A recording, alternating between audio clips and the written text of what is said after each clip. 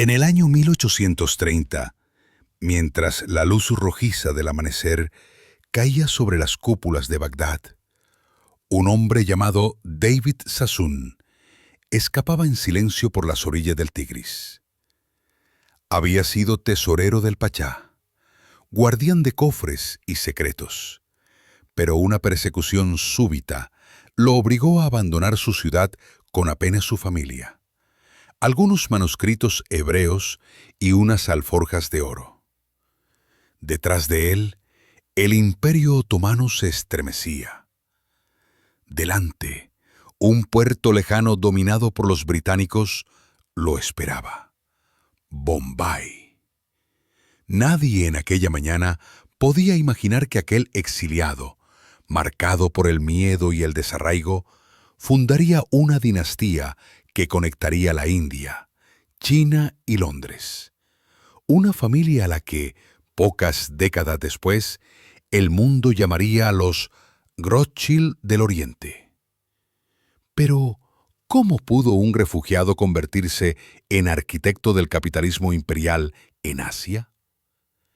¿Qué fuerzas históricas transformarían su caída en el origen de un poder sin fronteras? A finales del siglo XVIII, Bagdad era una ciudad donde los desiertos de Mesopotamia se encontraban con los mercados del Imperio Otomano. Bajo las órdenes nominales de Estambul, la ciudad vivía entre carabazares abarrotados, mezquitas centenarias y callejones donde convivían mercaderes árabes, persas, curi, armenios y una comunidad judía antigua, establecida allí desde tiempos babilónicos. Entre estas familias judías destacaba una casa respetada y prudente: los Sassoon.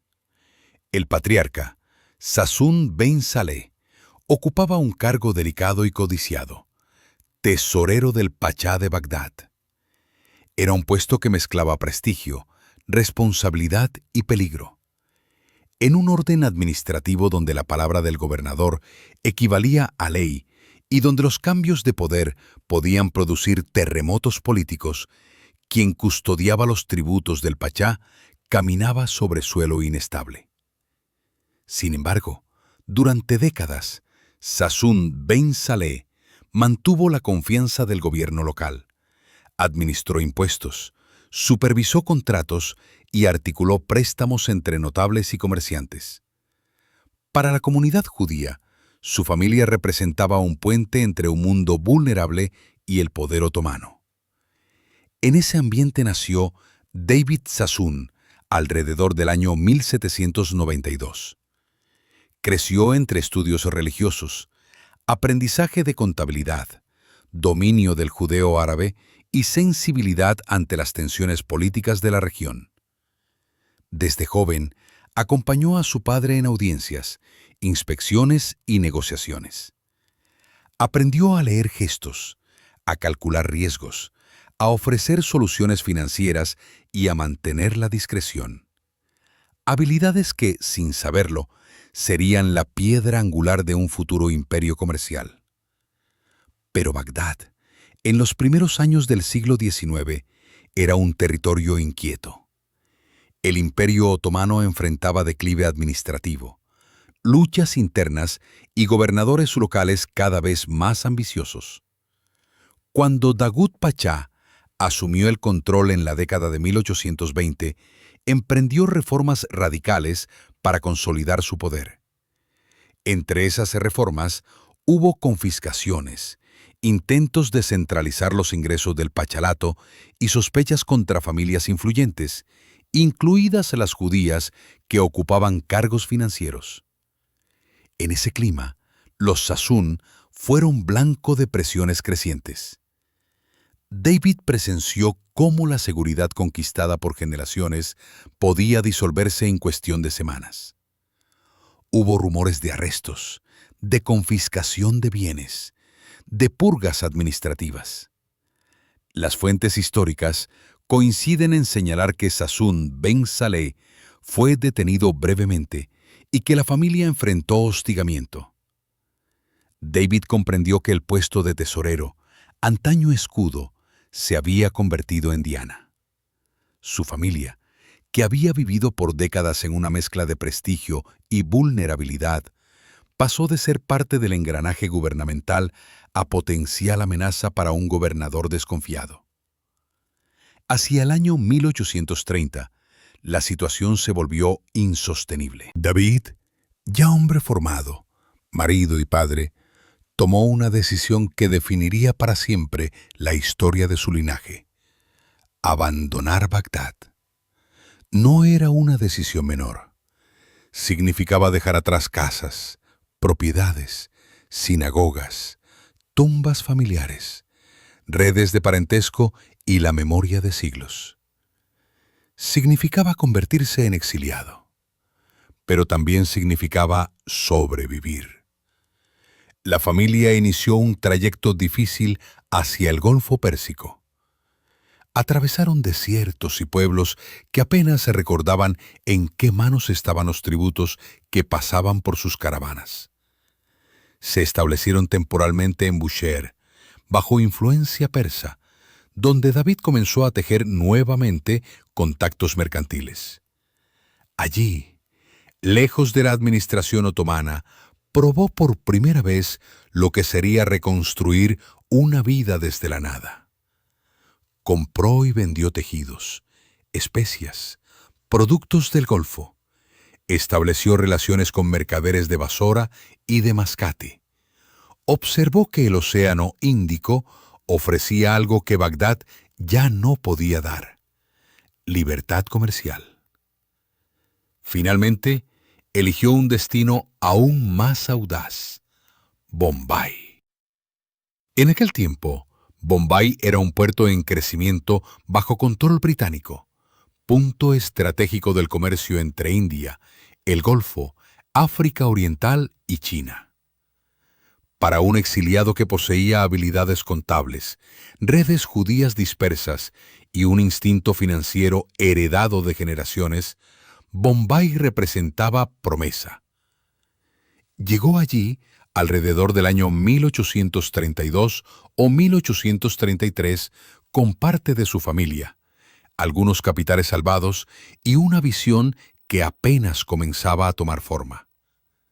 La ciudad, aunque dominada por los británicos, era un mosaico de comunidades: parsis, hindúes, musulmanes, comerciantes árabes, armenios y judíos de diversas procedencias. Para David, este ambiente cosmopolita era terreno fértil. Comprendió que, en un mundo donde los imperios europeos expandían sus rutas marítimas y donde la India era el corazón económico del Imperio Británico, existía un espacio para familias capaces de conectar culturas, idiomas y sistemas legales diferentes. Poco a poco, la familia Sassoon se estableció en la isla e inició actividades comerciales modestas: intermediación en mercancías, compraventa de algodón, pequeñas inversiones en propiedades portuarias. David aplicó lo aprendido en Bagdad: disciplina fiscal, redes discretas, alianzas comunitarias. Y pronto entendió algo crucial: el algodón y el opio eran las llaves del comercio del siglo XIX. Quien controlara esas llaves, controlaría riqueza, grutas y poder político. Así, desde un exilio forzado, nació la raíz de una dinastía global. Pero, ¿cómo transformó David Sassoon esta base frágil en un imperio que abarcaría desde Bombay hasta Shanghái? ¿Qué alianzas, riesgos y estrategias convertirían a su familia en los Rothschild del Oriente? Cuando David Sassoon llegó a Bombay a comienzos de la década de 1830, la ciudad era una encrucijada donde el mar y el imperio se encontraban. Las autoridades británicas la estaban transformando en un puerto moderno que conectaría la India con China, el Golfo Pérsico, África Oriental y Europa. Sin embargo, aún era un mundo por construir. Los muelles eran limitados. El comercio dependía del monzón. Las tasas variaban según la comunidad, y los controles coloniales dejaban huecos para quien supiera moverse entre idiomas, leyes y redes mercantiles. David reconoció inmediatamente una oportunidad. Los británicos estaban hambrientos de intermediarios confiables, capaces de operar entre comunidades locales y compañías europeas.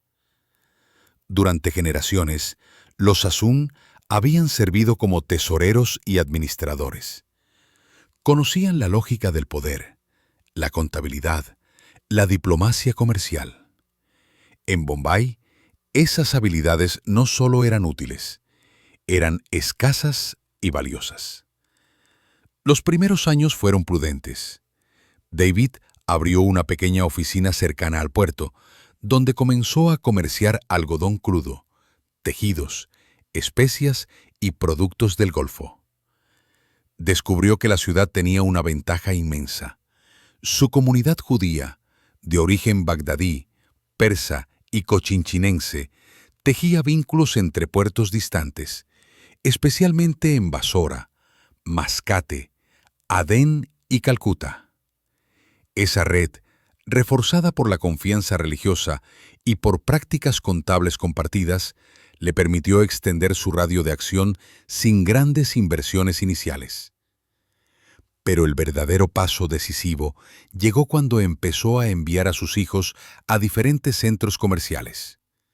David, hombre de visión estratégica, comprendió que una familia dispersa podía operar como una red bancaria y logística mucho antes de que existiera el concepto moderno de corporación multinacional.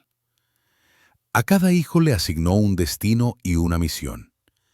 El mayor se quedó en Bombay para consolidar la base.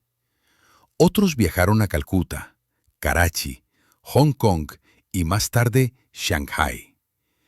Cada uno llevaba consigo capital, contactos y, sobre todo, responsabilidad. Los hijos no eran simples comerciantes. Eran agentes de una red que transformaría a los Sassoon en un puente irresistible entre continentes. El algodón fue su primera llave maestra. Durante la primera mitad del siglo XIX, la industria británica necesitaba cantidades crecientes de algodón indio para alimentar los telares de Lancashire. Bombay se convirtió, así, en el gran centro de exportación. David supo aprovechar ese ciclo. Compraba algodón a mercaderes locales, financiaba cosechas, ofrecía créditos y aseguraba envíos. Para los británicos, era un socio fiable. Para los productores indios, un intermediario esencial. La reputación de los Sassoon creció como la marea. Sin embargo, la segunda llave, mucho más polémica, fue el opio. Desde el siglo XVIII, el Imperio Británico había fomentado la producción de opio en Bengala y Bihar, exportándolo a China a pesar de las prohibiciones imperiales. El comercio del opio no solo daba enormes beneficios, también era un arma geopolítica que afectaba la balanza comercial entre China y Occidente. Cuando el conflicto entre comerciantes occidentales y la dinastía Qing desembocó en la Primera Guerra del Opio en el año 1840, el mundo asiático entró en una nueva fase. Para los Sassoon, aquel conflicto abrió puertas que hasta entonces estaban entreabiertas. Tras el Tratado de Nankín, en el año 1842, varios puertos chinos se abrieron al comercio extranjero. Entre ellos, uno se convertiría en pieza central del futuro imperio Sassoon, Shanghái. David envió inmediatamente a 2 de sus hijos a explorar oportunidades. En los muelles recién abiertos, en barrios donde se mezclaban comerciantes británicos, parsis, judíos y chinos, los Sassoon encontraron un escenario perfecto para aplicar lo que mejor sabían hacer: conectar mundos. La familia estableció oficinas en Cantón, Hong Kong y Shanghái, y se integró en una red mercantil que incluía a compañías británicas, firmas escocesas, banca Parsi y casas comerciales indias. Exportaban opio desde la India y algodón desde Bombay. Importaban seda, té y productos artesanales chinos. La clave estaba en la logística impecable. Rutas marítimas coordinadas, almacenes en puertos estratégicos y un sistema de confianza interno basado en parentesco, religión y educación común. A mediados del siglo XIX, la firma David Sassoon Co. era ya un nombre reconocido en los despachos coloniales de Bombay y Calcuta. Su poder se amplificó cuando adquirieron propiedades portuarias y comenzaron a financiar obras de infraestructura. Entre los proyectos más emblemáticos figuraría, años después, el Sassoon Dock, uno de los primeros muelles modernos de Bombay. Pero incluso antes de esa gran obra, los Sassoon ya operaban como impulsadores del comercio regional, asegurando embarques, ofreciendo créditos y sosteniendo redes de aprovisionamiento. Mientras tanto, en Shanghái, el joven Elias David Sassoon, uno de los hijos más hábiles de David, fundó en la década de 1850 la firma E.D. Sassoon Co. Esta compañía, aunque vinculada al tronco familiar, se especializó en operaciones masivas de algodón y opio, expandiendo la huella de los Sassoon en China. Shanghái, con sus concesiones extranjeras y su posición estratégica en el delta del río Yangtze, se convirtió en una ciudad donde los Sassoon prosperaron hasta niveles insospechados. La clave de su éxito radicaba en su multiplicidad.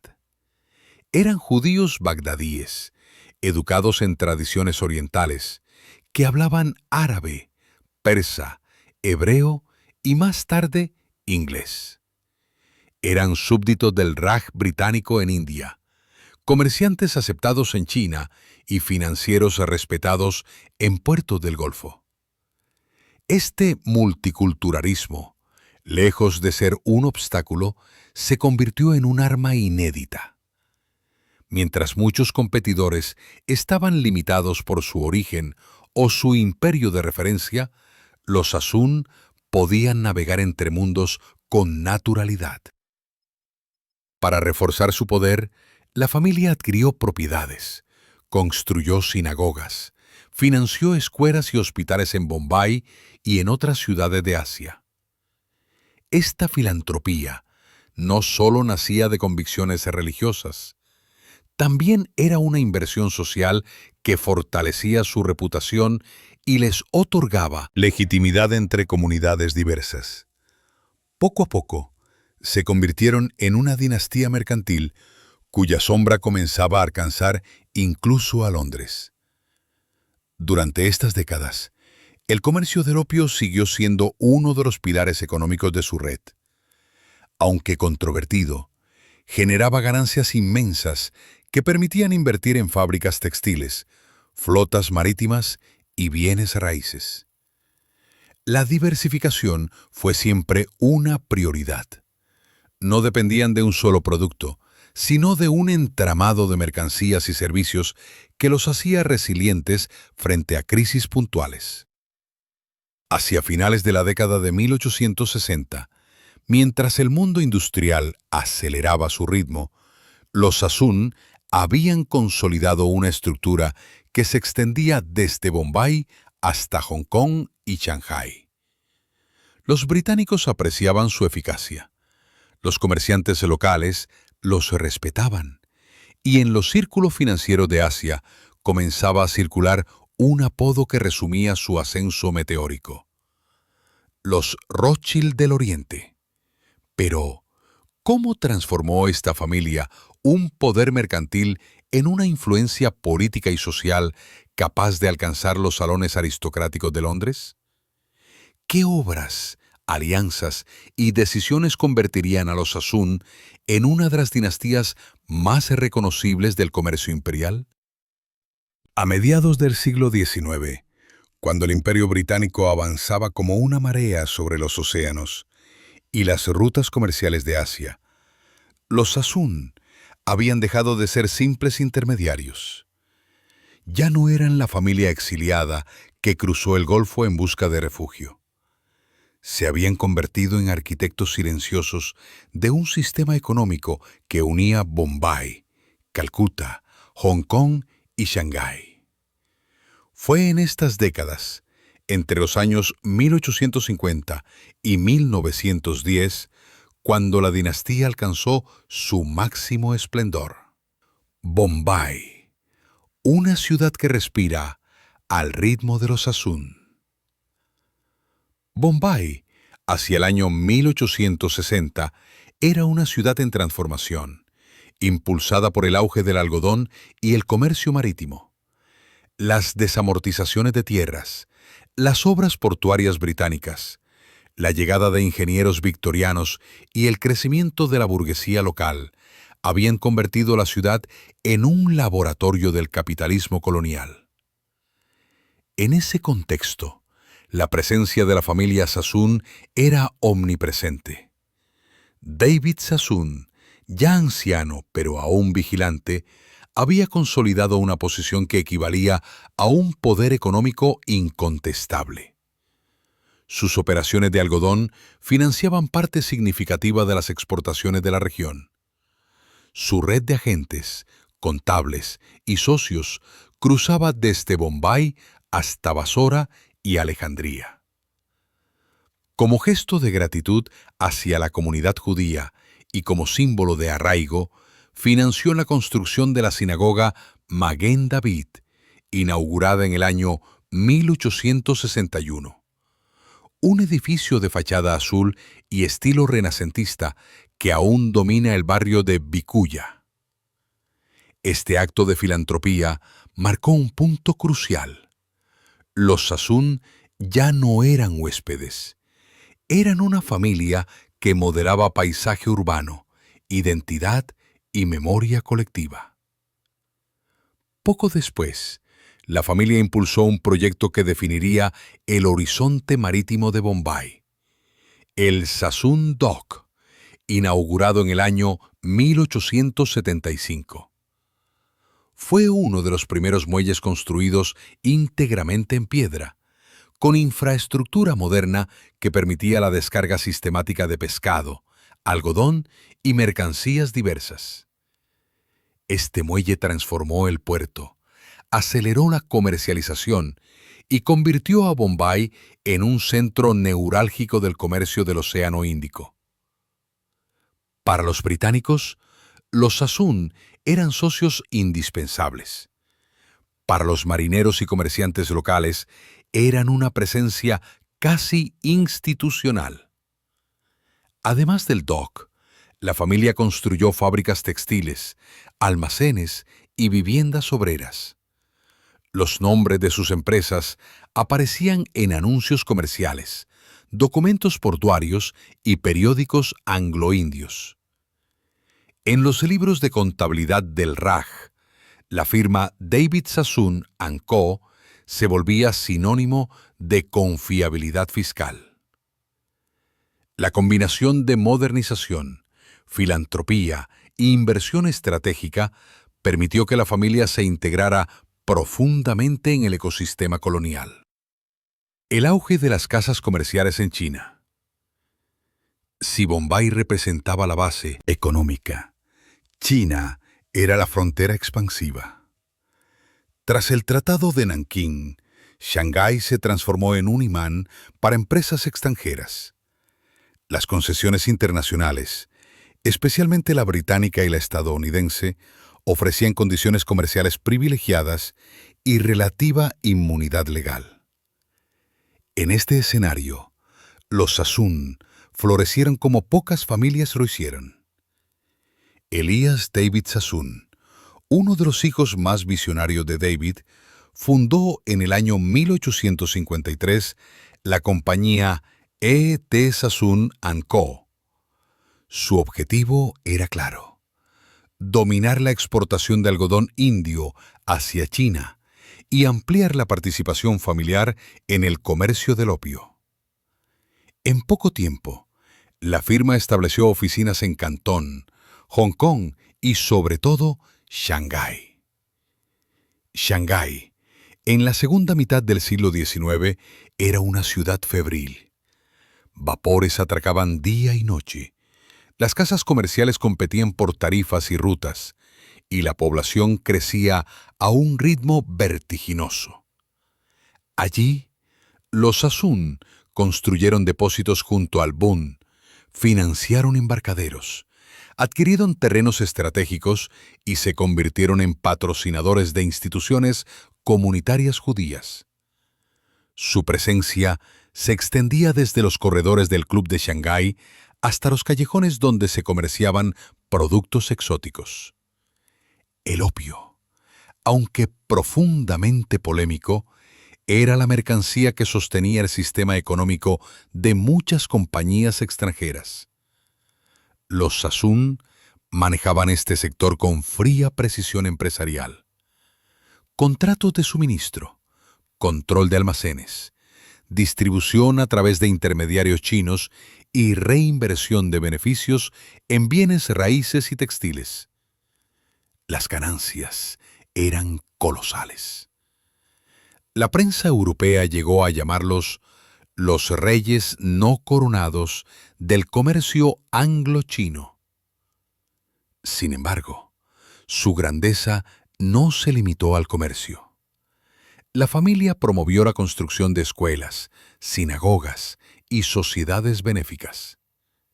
En Hong Kong, la comunidad judía de origen bagdadí, entre ellos los Kaduri, los Jardún y, por supuesto, los Sassoon, se convirtió en una de las más influyentes del enclave británico. Su prestigio era tal que funcionarios coloniales acudían con frecuencia a sus eventos comunitarios y consideraban sus opiniones en asuntos mercantiles. El salto a Londres. Títulos, política y aristocracia. A finales del siglo XIX, una parte de la familia decidió dar el salto hacia el corazón del imperio, Londres. Esta migración no fue un abandono de Asia, sino una expansión lógica. La economía victoriana adoraba a quienes aportaban capital, conexiones globales y habilidades financieras. Las élites británicas, políticos, banqueros, intelectuales, buscaban alianzas con familias que dominaran el comercio en regiones estratégicas. Los Sassoon eran candidatos ideales. En Londres, lograron algo que pocas familias orientales alcanzaron en esa época: la integración en la aristocracia británica. Sir Albert Abdullah David Sassoon, uno de los herederos más distinguidos, fue nombrado baronet en el año 1890. El título no era solo un honor, sino un reconocimiento oficial de su influencia económica y filantrópica. Pero el momento más simbólico llegó con el matrimonio de Edward Sassoon y Aline de Rothschild en el año 1887. Esta unión entre dos dinastías financieras confirmaba lo que ya era evidente: los Sassoon habían pasado de ser exiliados de Bagdad a convertirse en parte del tejido aristocrático del occidente europeo.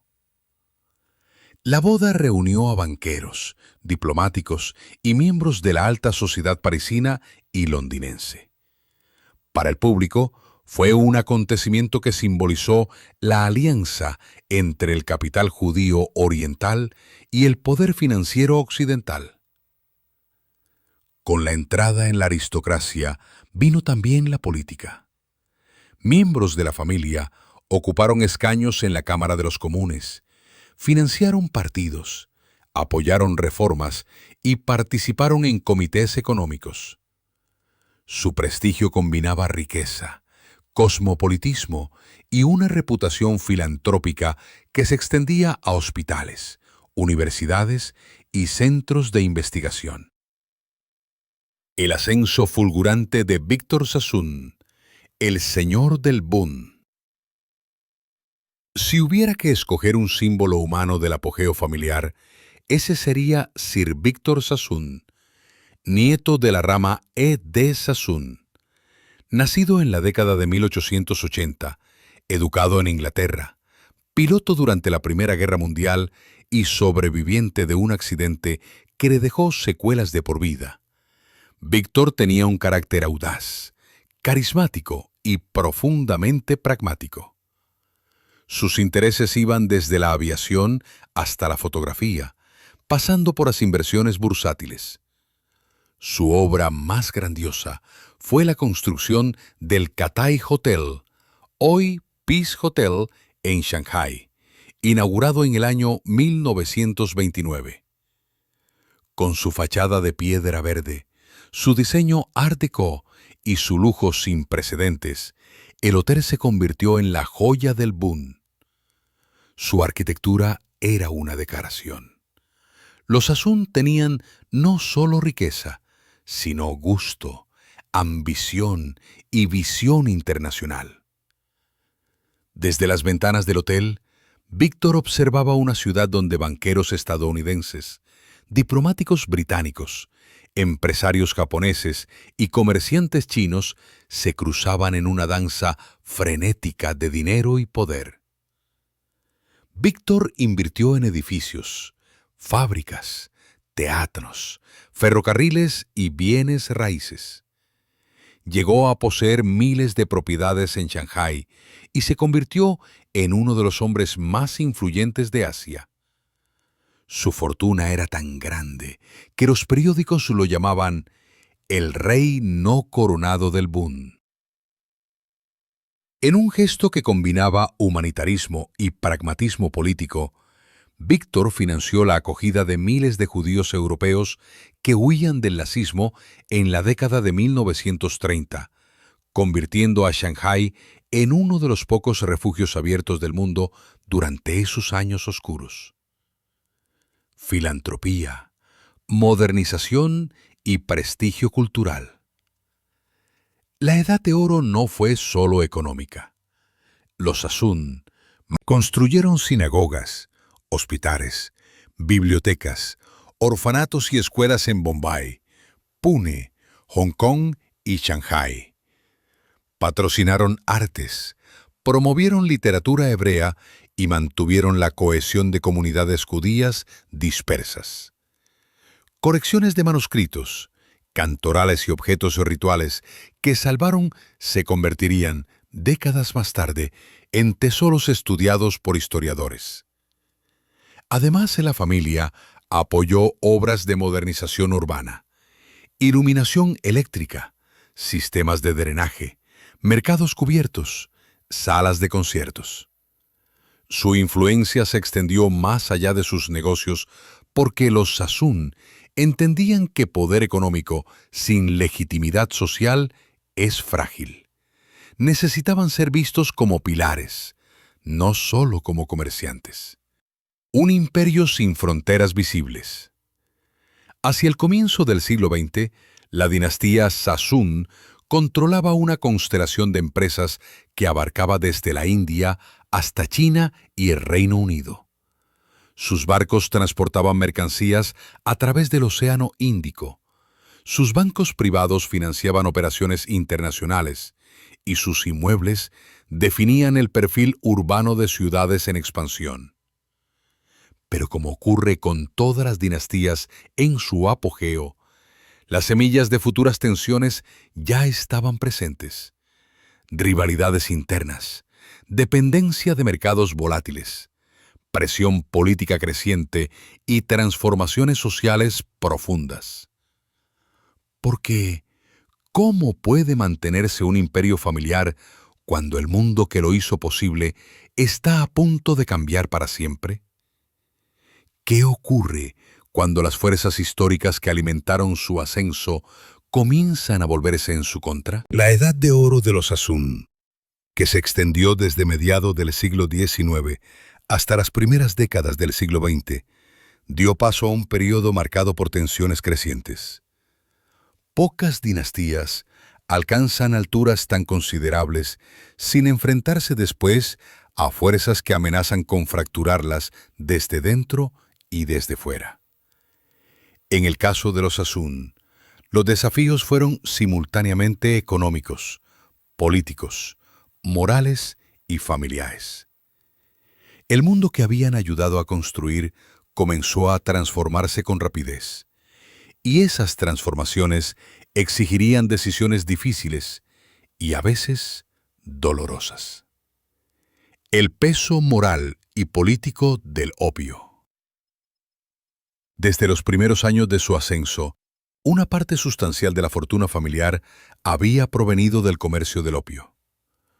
Durante décadas, los ingresos de David Sassoon and Company y E.D. Sassoon and Company habían dependido del flujo constante de esta mercancía desde la India hacia China. Pero a medida que avanzaba el siglo XIX y entraba el XX, el mundo empezó a ver el opio no solo como un producto lucrativo, sino como una tragedia social. En China, el sentimiento antibritánico crecía de forma imparable. Intelectuales de la dinastía Qing describían el opio como un arma que debilitaba a la nación. Las guerras del opio, junto con los tratados desiguales que siguieron, se convirtieron en símbolos de humillación. Aunque muchas compañías occidentales participaban en este comercio, los Asun, por su escala y su presencia en múltiples puertos, se convirtieron en uno de los nombres más mencionados. En el Reino Unido también comenzó un debate profundo. Las sociedades misioneras, grupos religiosos y algunos parlamentarios denunciaron la hipocresía moral del imperio. Por un lado, promovía valores cristianos y civilizadores. Por otro, financiaba guerras para mantener abierto el comercio de una droga destructiva. A finales del siglo XIX, movimientos sociales británicos exigían la prohibición del tráfico. Para los Asun, estas críticas eran una amenaza directa. Aunque su red de negocios estaba diversificada, algodón, textiles, bienes raíces, el opio seguía siendo un pilar. Abandonarlo de golpe habría significado perder competitividad frente a otras familias y compañías aún más agresivas. Mantenerlo intacto equivalía a arriesgar su reputación en Londres y su estabilidad en China. Este dilema moral se convirtió en un conflicto permanente que no podía resolverse sin afectar a alguno de los dos mundos que la familia habitaba. Rivalidades internas entre ramas familiares. A medida que la familia crecía, también lo hacían las diferencias estratégicas entre sus ramas. Las dos principales, la fundada por David Sassoon en Bombay y la otra encabezada por su hijo Elias David en Shanghái, comenzaron a divergir en su visión de futuro. La rama de Bombay seguía anclada en la India y en el comercio marítimo tradicional, invirtiendo en fábricas, textiles y en infraestructura portuaria. La rama de Shanghái, en cambio, veía el futuro en China, en los bienes raíces y en la banca moderna. Este distanciamiento no era hostil, pero sí profundo. Las decisiones ya no se tomaban en un marco familiar unificado, sino en función de los intereses locales de cada centro de poder. E.D. Sassoon and Company, con sede en Shanghái, creció hasta superar en tamaño e influencia a la firma original de Bombay. Aunque ambas empresas conservaban el apellido, sus estrategias de inversión, redes de socios y aspiraciones sociales eran distintas. Este desdoblamiento erosionó la cohesión familiar que había sido esencial para el ascenso meteórico del siglo XIX. La competencia feroz en un mundo globalizado. A finales del siglo XIX y comienzos del XX, las rutas comerciales asiáticas ya no eran dominios casi exclusivos de casas familiares.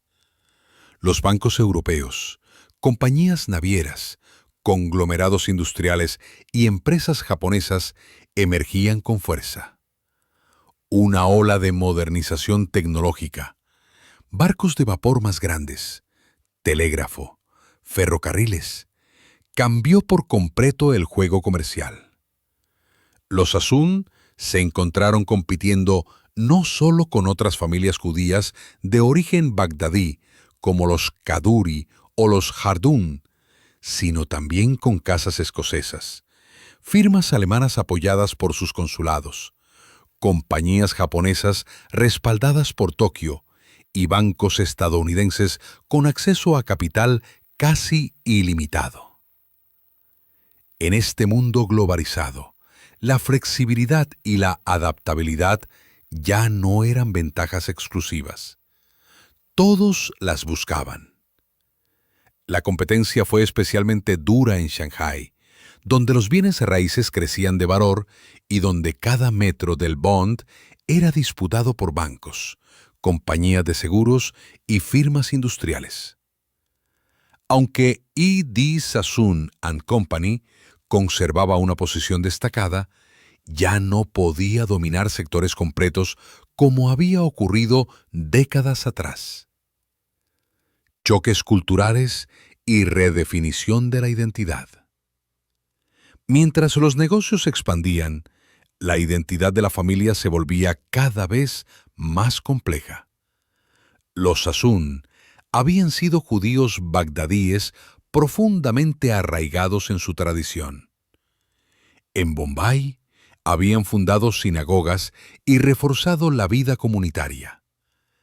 Pero en Londres, la aristocracia británica tenía sus propias expectativas. Elegancia victoriana, cristianismo social, integración en los clubes privados y distanciamiento de todo lo que sonara demasiado oriental. Algunas ramas de la familia se anglicizaron rápidamente. Cambiaron su forma de vestir, su idioma doméstico y hasta sus nombres. Otras ramas, especialmente en India y Asia Oriental, conservaban costumbres tradicionales y practicaban un judaísmo más cercano al de Bagdad. Esta divergencia creó tensiones generacionales. Para algunos jóvenes Sassoon, nacidos en Inglaterra, el legado bagdadí era un recuerdo remoto. Para los nacidos en Bombay o Hong Kong, era parte de su identidad. La identidad múltiple, que en los años del ascenso había sido una ventaja competitiva, se convirtió en un reto emocional y cultural. En un mundo cada vez más definido por fronteras nacionales y sentimientos nacionalistas, pertenecer simultáneamente a varios lugares podía resultar incómodo. Guerras, crisis económicas y cambios globales. El siglo XX avanzó como una tormenta sobre las estructuras imperiales.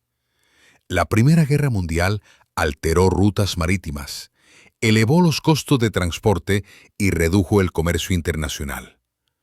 Muchos empleados extranjeros fueron reclutados y algunas operaciones comerciales quedaron paralizadas.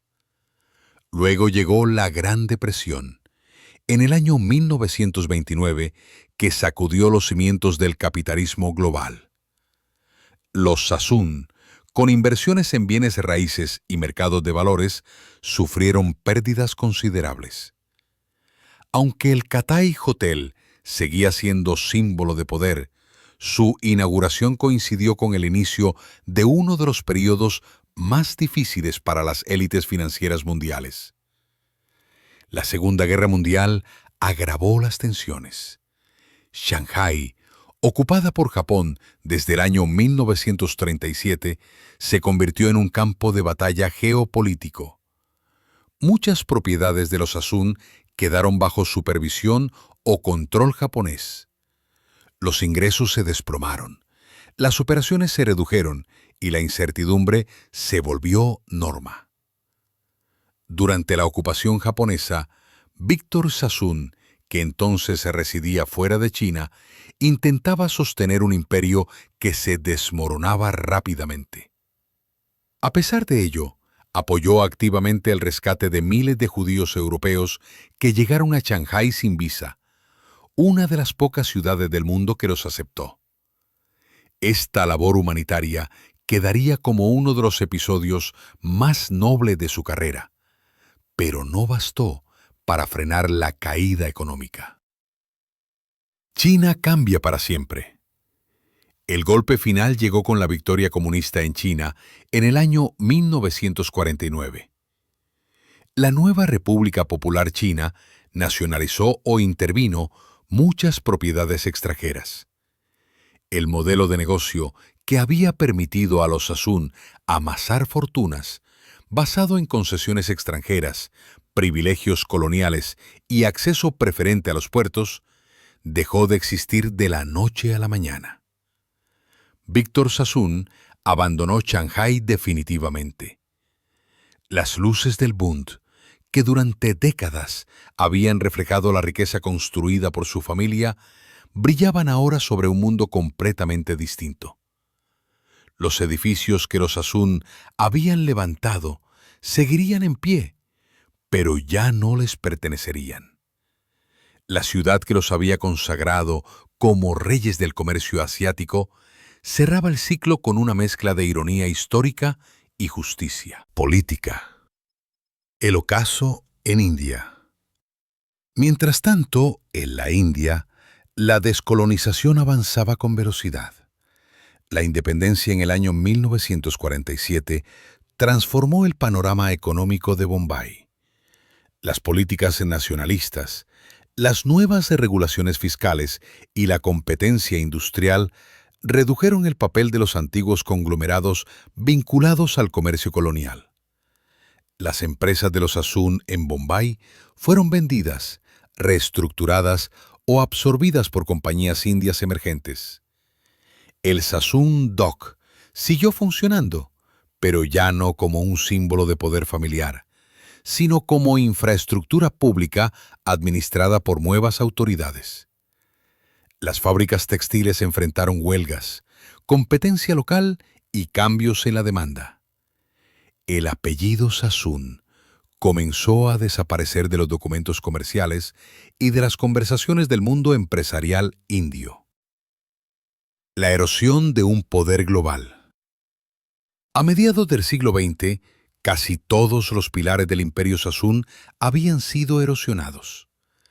La India había cambiado de manos. China había cambiado de sistema.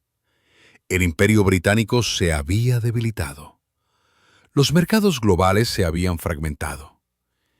En este nuevo contexto, una dinastía global basada en las estructuras del colonialismo ya no podía operar con la misma fuerza. La influencia financiera de la familia persistió, especialmente a través de fondos privados y algunas inversiones inmobiliarias en Londres, pero nunca volvió a alcanzar la magnitud del pasado. Las ramas familiares tomaron caminos distintos. Algunos miembros se dedicaron a la filantropía, otros a la política, y otros abandonaron los negocios por completo. El apellido continuó, pero ya no como una marca de dominio económico. Y así, la familia que alguna vez había sido llamada los Rothschild del Oriente comenzó su largo descenso hacia la discreción. Pero, ¿cómo se produjo exactamente ese proceso de desintegración? ¿Cuáles fueron los momentos finales que marcaron el fin práctico del imperio Sassoon, tanto en Asia como en Occidente? La caída de la dinastía Sassoon no ocurrió de un día para otro. No fue una explosión repentina, sino un proceso lento, lleno de señales que, vistas en retrospectiva, anunciaban un final inevitable. Durante más de un siglo, la familia había prosperado gracias a una combinación de movilidad, discreción, redes comunitarias y un talento extraordinario para adaptarse a entornos cambiantes. Pero a mediados del siglo XX, el mundo se transformó más rápido de lo que una dinastía construida sobre cimientos coloniales podía soportar. El derrumbe del sistema que los hizo poderosos. Para comprender la caída de los Sassoon, es necesario recordar que su poder había surgido de un ecosistema muy específico: el comercio imperial británico. Ese sistema tenía características que los favorecían directamente: libertad de movimiento en las rutas del Océano Índico, protección militar británica, privilegios extraterritoriales en China y acceso preferencial a puertos y concesiones.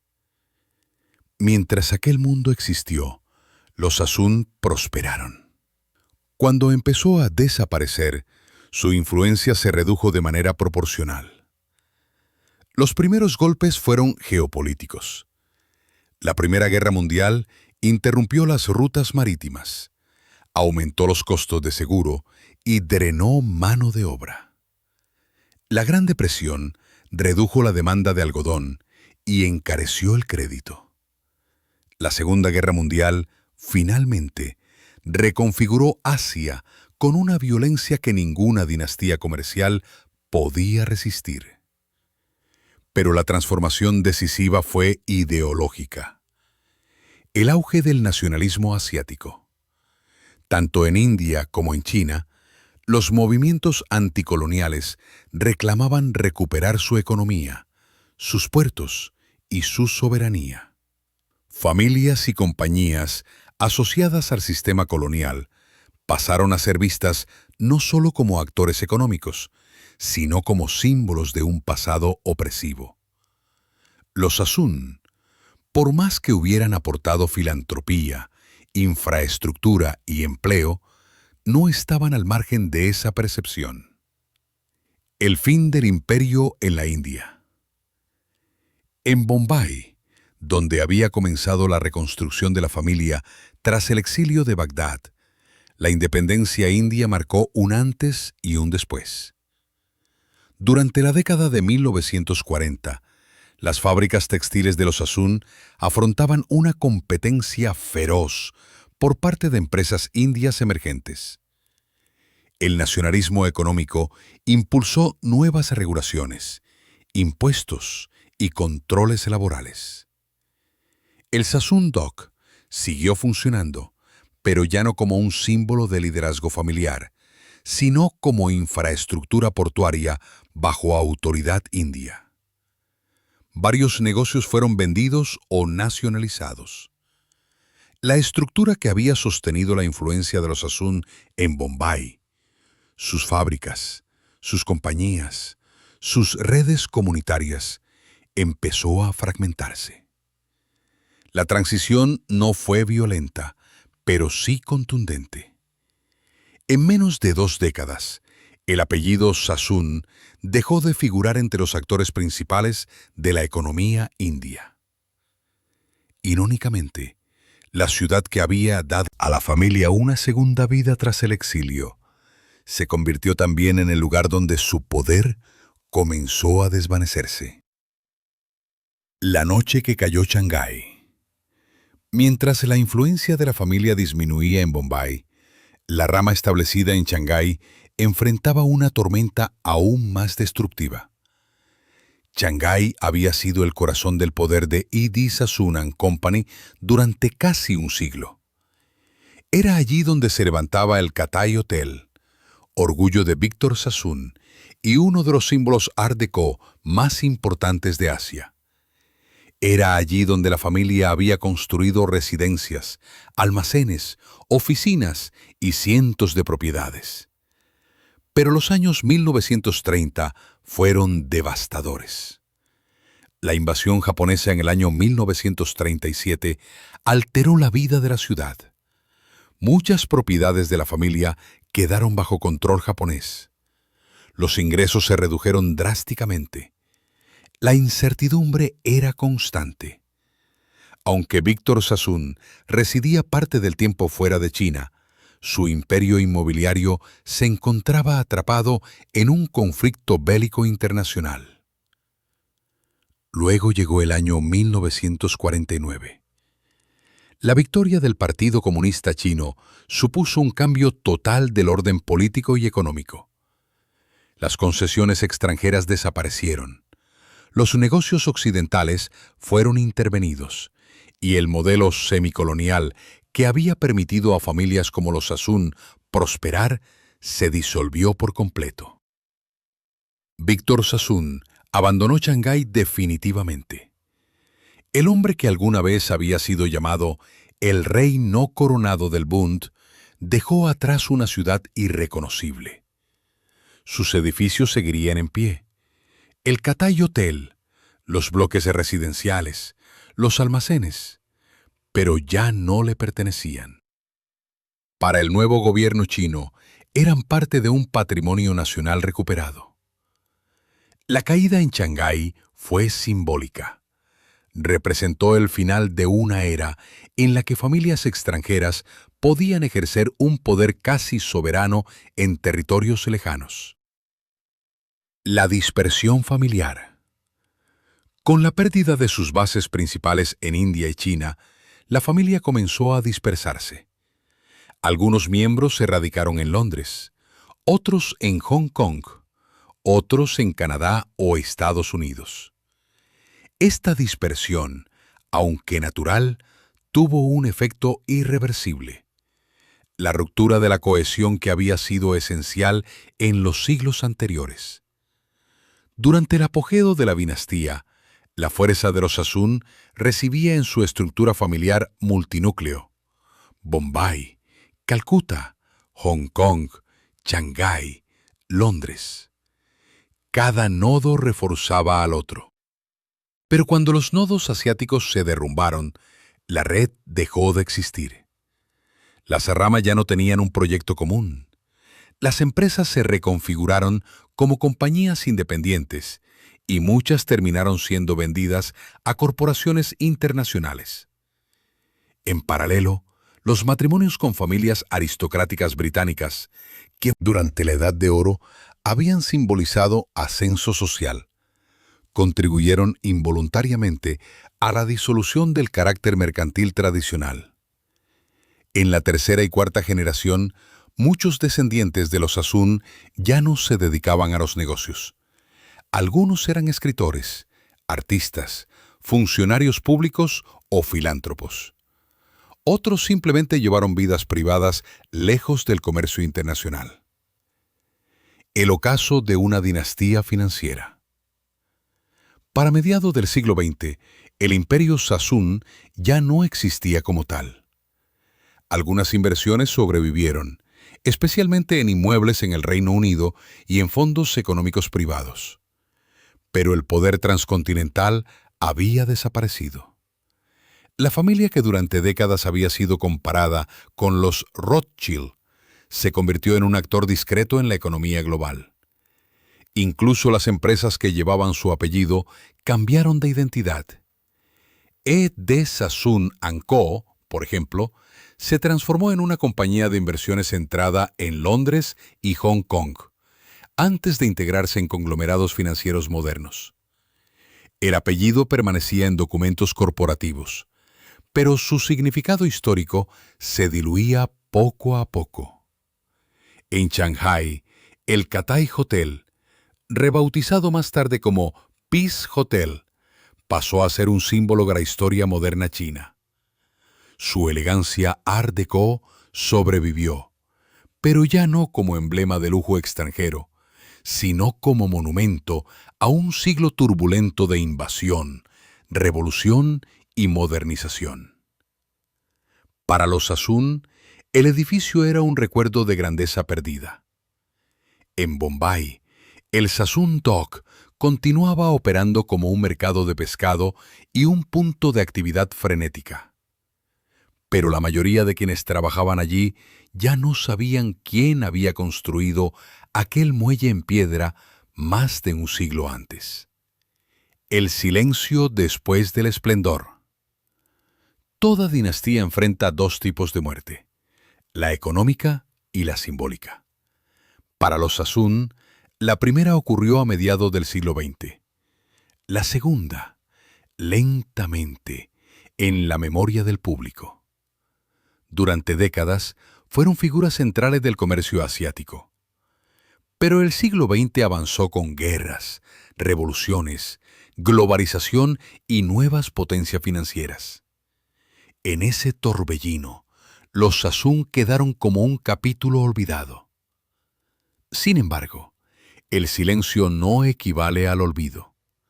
Archivos familiares, colecciones de manuscritos hebreos, edificios recuperados y publicaciones académicas han revelado en las últimas décadas la magnitud real de esta dinastía.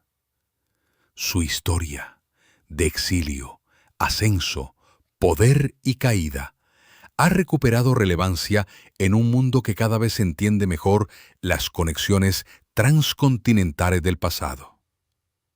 El último eco del imperio. Cuando Victor Sassoon murió en el año 1961, muchos vieron en su fallecimiento el cierre simbólico de la era Sassoon. Él había sido el heredero del apogeo en Shanghái, el filántropo que ayudó a refugiados judíos durante el auge del nazismo, el empresario que desafió la arquitectura del Oriente colonial. Con él se extinguía no solo una vida, sino una visión del mundo. Pero su muerte no fue una tragedia abrupta. Fue un punto final natural para una dinastía que, desde hacía décadas, había entendido que su tiempo histórico había pasado. Ningún imperio familiar permanece para siempre, y el de los Sassoon había cumplido un ciclo completo. Nacimiento en exilio, ascenso meteórico, gloria incompleta, declive lento. Su caída no fue producto de un error único o de una debilidad interna específica. Fue consecuencia de una transformación global. El fin del orden colonial que había permitido su ascenso y la llegada de un mundo más regulado, más nacionalista y menos propicio para dinastías mercantiles transimperiales.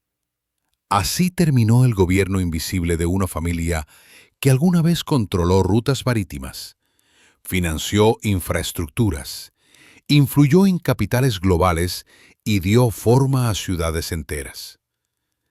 Pero, ¿qué permanece después de la caída? ¿Qué huellas, visibles o invisibles, dejó la dinastía Sassoon en el mundo moderno? Cuando una dinastía cae, su poder desaparece, pero sus huellas permanecen como ecos en la arquitectura, la memoria cultural, los archivos y las instituciones. En el caso de los Sassoon, aquel linaje que había surgido del exilio en Bagdad y prosperado en los puertos del Océano Índico, dejó un legado tan amplio como diverso. Aunque ya no dominan mercados ni controlan rutas comerciales, su impacto continúa visible en ciudades, comunidades y estructuras financieras que aún respiran el aire del siglo XIX. Arquitectura que narra una historia. El legado más visible de los Sassoon es arquitectónico.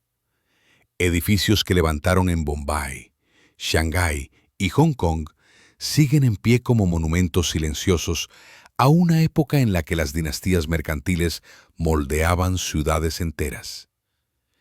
En Bombay, el Sassoon Dock, inaugurado en el año 1875, continúa funcionando como uno de los muelles más activos de la ciudad. Aunque su propósito ha cambiado y ahora sirve principalmente al comercio pesquero, el muelle conserva la estructura original de piedra y las líneas victorianas de su diseño. Allí, Las multitudes que diariamente descargan cajas de pescado ignoran que pisan el primer gran puerto construido íntegramente por capital privado en aquella ciudad colonial. Su longevidad refleja el impacto industrial que los Hasun tuvieron en la infraestructura urbana de la India británica. No lejos de allí, la sinagoga Maguen David, otra obra financiada por la familia, mantiene su fachada azul y su torre campanario. Este edificio no solo es un lugar de culto, sino también una declaración cultural. Demuestra que, en un Bombay dominado por potencias europeas y comunidades locales diversas, los Hasun lograron imprimir su identidad religiosa y social con una elegancia que perdura hasta hoy. En Shanghái, la huella es aún más impresionante. El Cathay Hotel, más tarde renombrado Peace Hotel, sigue siendo uno de los edificios Art Deco más emblemáticos de Asia. Su torre verde, sus interiores geométricos y su vista privilegiada del Bund lo convierten en un símbolo de la época dorada de la ciudad. Aunque hoy pertenece al patrimonio chino, cada visitante que cruza su vestíbulo pisa un fragmento del sueño modernista de Víctor Sassoon y de la era en la que Shanghái era el centro del comercio internacional. Estos edificios son más que estructuras. Son crónicas arquitectónicas de un tiempo en el que los Hasun fueron constructores de mundos, dejando tras de sí una estética urbana que fusionaba Oriente y Occidente. Filantropía y redes comunitarias. El legado de la familia también es profundamente humano. Desde los primeros años en Bombay hasta las décadas finales en Shanghái, los Hasun invirtieron parte de su riqueza en obras de caridad, instituciones educativas, hospitales y redes comunitarias. Durante el siglo XIX, financiaron escuelas hebreas, orfanatos, clínicas y bibliotecas. En Bombay, la fundación de la escuela David Sassoon se convirtió en un punto de referencia para generaciones de estudiantes judíos e hindúes. En Pune, apoyaron hospitales que aún hoy continúan operando. Uno de los capítulos más significativos de su filantropía ocurrió en la década de 1930, cuando Sir Víctor Sassoon ayudó a acoger a miles de refugiados judíos europeos que escapaban del nazismo. Mientras muchas naciones imponían restricciones de entrada, Shanghái, por su situación política especial, se convirtió en uno de los pocos puertos abiertos.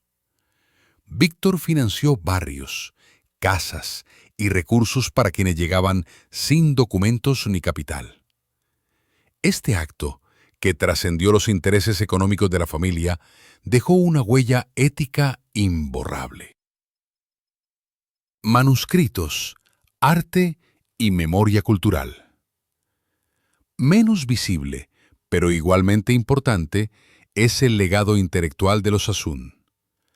A lo largo del tiempo, reunieron una colección extraordinaria de manuscritos hebreos, textos litúrgicos, documentos medievales y objetos rituales que provenían tanto de Bagdad como de otros centros judíos.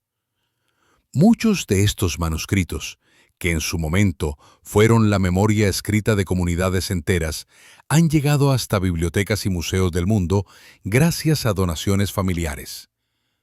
Su conservación permite a historiadores reconstruir fragmentos valiosos de la cultura sefardí y mizrají, que de otro modo podrían haberse perdido en guerras, migraciones y disoluciones comunitarias. Paradójicamente, parte del legado cultural de los Hasun solo se volvió visible después de la caída de su poder económico. A medida que la familia se dispersó, sus archivos, cartas y objetos pasaron a instituciones académicas que hoy los estudian como fuentes históricas de un pasado transimperial. El impacto económico y financiero. Aunque ya no existe un imperio Sassoon en sentido comercial, algunas de sus prácticas empresariales anticiparon modelos que hoy son comunes en el mundo globalizado. La diversificación de activos, la administración intercontinental, las redes de confianza basadas en diáspora, la inversión estratégica en infraestructura urbana y el uso de bienes raíces como motor financiero. Sus empresas textiles, navieras y comerciales fueron absorbidas con el tiempo por conglomerados modernos. Pero la lógica que impulsó su éxito, la capacidad de unir territorios, culturas y mercados distintos, continúa siendo estudiada en el ámbito académico. En muchos sentidos, los Sassoon fueron precursores de las corporaciones multinacionales actuales. Funcionaban con una eficiencia sorprendente para una estructura familiar. Tenían sucursales autónomas, gerentes especializados, contabilidad transnacional y redes de comunicación internas que trascendían imperios y océanos. La recuperación contemporánea de su historia. Durante buena parte del siglo XX, memoria pública de los Sassoon se desvaneció. Su nombre dejó de figurar en los periódicos financieros. Sus edificios cambiaron de propietarios. Sus empresas desaparecieron o fueron rebautizadas. Pero en las últimas décadas, historiadores, periodistas y museos han recuperado su papel como una de las dinastías mercantiles más influyentes de Asia. Exposiciones en Londres, Shanghái y Nueva York han rastreado la vida de David Sassoon, la figura compleja de Víctor, la presencia familiar en India y el impacto global de su comercio. También se ha revisado de forma crítica su papel en la economía del opio, no para condenar desde el presente, sino para entender el funcionamiento del capitalismo colonial. La historia de los Sassoon ha resurgido no como simple crónica, sino como metáfora. Muestra cómo una familia puede ser simultáneamente víctima y beneficiaria de los sistemas imperiales. Cómo el comercio puede construir puentes y destruir sociedades. Cómo la identidad puede trascender fronteras y al mismo tiempo perderse en ellas. Un legado que aún respira.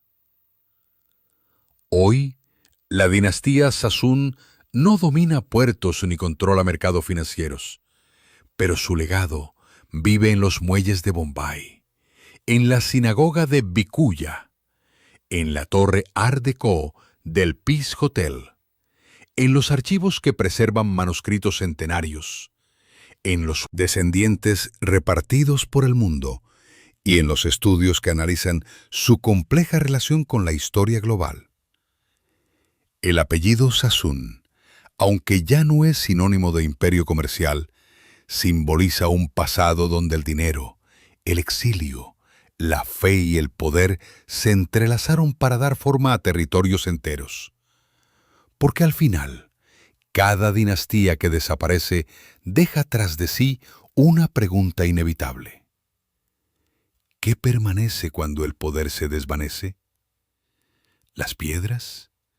¿Los libros? ¿Los recuerdos? ¿O las elecciones que obligan a repensar el mundo que habitamos? La historia de la dinastía Sassoon es, en esencia, una parábola del mundo moderno. Un relato que abarca exilio, ambición, poder, contradicción moral y, finalmente, transformación. Comenzó en los callejones de Bagdad a comienzos del siglo XIX, cuando una familia judía perseguida decidió emprender un viaje incierto. Continuó en los puertos vibrantes del Océano Índico y alcanzó su apogeo en las luces del boom de Shanghái y en los salones aristocráticos de Londres. Terminó con el paso de las décadas, diluyéndose en un mundo que ya no pertenecía a los imperios ni a las dinastías mercantiles tradicionales. Mirar su trayectoria completa revela un patrón que comparten muchas casas poderosas. El ascenso rápido suele nacer de la capacidad de adaptarse. La caída, en cambio, suele producirse cuando el entorno cambia más rápido que la familia misma. Los Sassoon supieron leer el mundo del siglo XIX, dominaron grutas marítimas, entendieron la psicología de los imperios y aprovecharon oportunidades que otros no veían.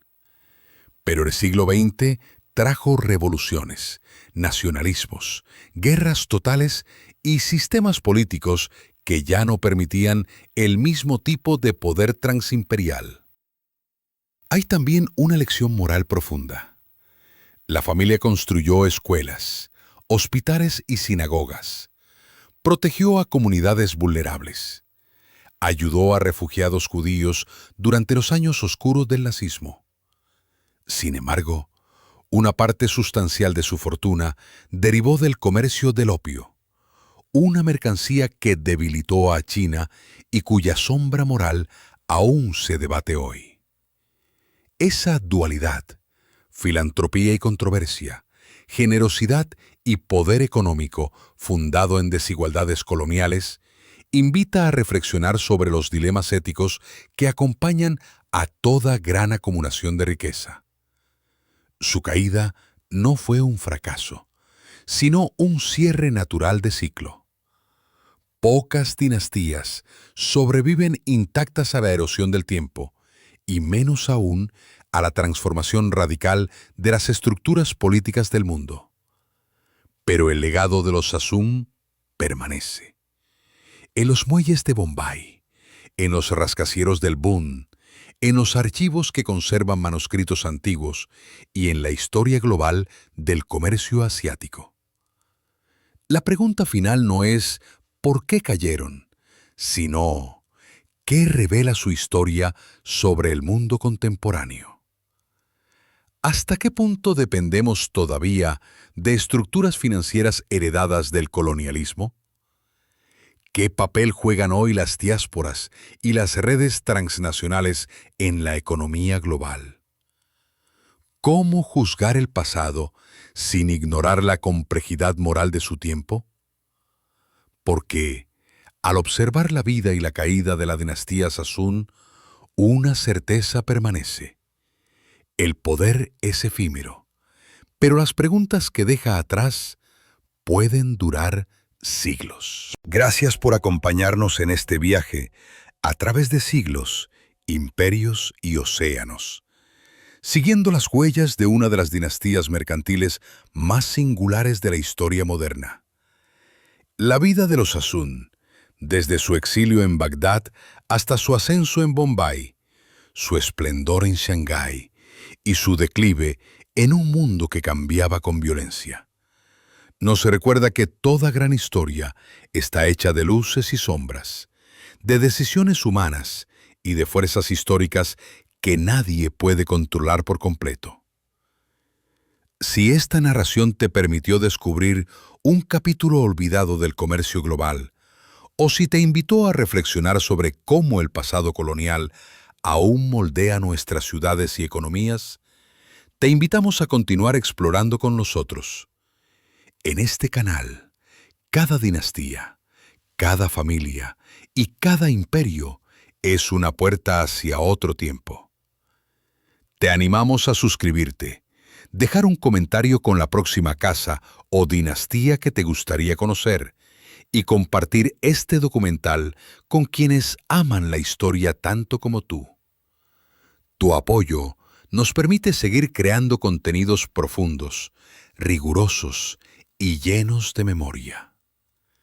Gracias por estar aquí. Seguimos adelante, juntos, hacia la próxima historia.